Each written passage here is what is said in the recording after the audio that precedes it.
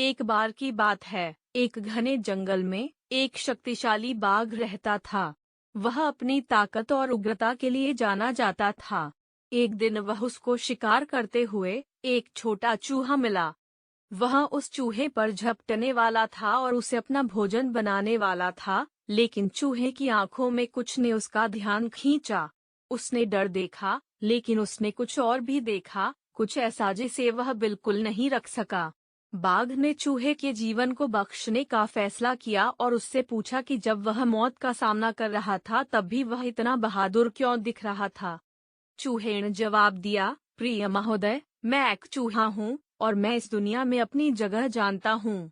लेकिन मैं यह भी जानता हूँ कि हर कोई, चाहे वह कितना भी छोटा या कमजोर क्यों न हो, उसकी अपनी अनूठी प्रतिभा और क्षमताएं होती हैं। आप एक शक्तिशाली बाघ हैं, लेकिन मेरे पास कुछ ऐसा है जो आपके पास नहीं है, छोटी जगहों में घुसने और उन जगहों तक पहुंचने की क्षमता जो आपके लिए दुर्गम है। मैं आपका दोस्त बन सकता हूं और आपकी ऐसी मदद कर सकता हूं जिसकी आप कल्पना भी नहीं कर सकते। चूहे की बातों से बाघ अवाक रह गया। उसने पहले कभी किसी चूहे से दोस्ती करने के बारे में नहीं सोचा था, लेकिन चूहे के आत्मविश्वास और समझदारी की वजह से उसे अपने फैसले पर दोबारा विचार करना पड़ा। इसलिए बाघ ने चूहे की जान बख्शने और उसे अपना दोस्त बनाने का फैसला किया। समय के साथ चूहा और बाघ अच्छे दोस्त बन गए। चूहा अक्सर बाघ को छुपे हुए रास्ते दिखाकर और बाघ के न पहुंच पाने वाले शिकार को ढूंढकर उसके शिकार में मदद करता था। बदले में बाघ ने चूहे को जंगल में अन्य शिकारियों से बचाया और उसे भोजन और आश्रय प्रदान किया। एक दिन बाघ जब शिकार के लिए निकला तो उसे एक शिकारी का जाल मिल गया। उसका पैर जाल में फंस गया और वह खुद को छुड़ा नहीं पाया।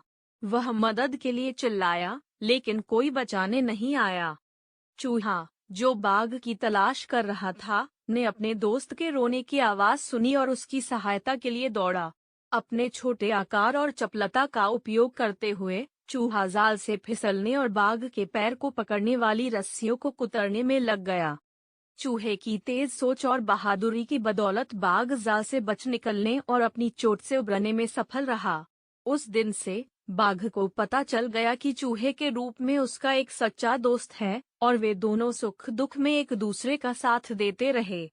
और इसलिए बाघ और चूहे की असंभावित दोस्ती ने जंगल में सभी को सिखाया कि सच्ची दोस्ती और वफादारी दिखावे या स्थिति पर नहीं बल्कि किसी के चरित्र की सामग्री पर आधारित होती है।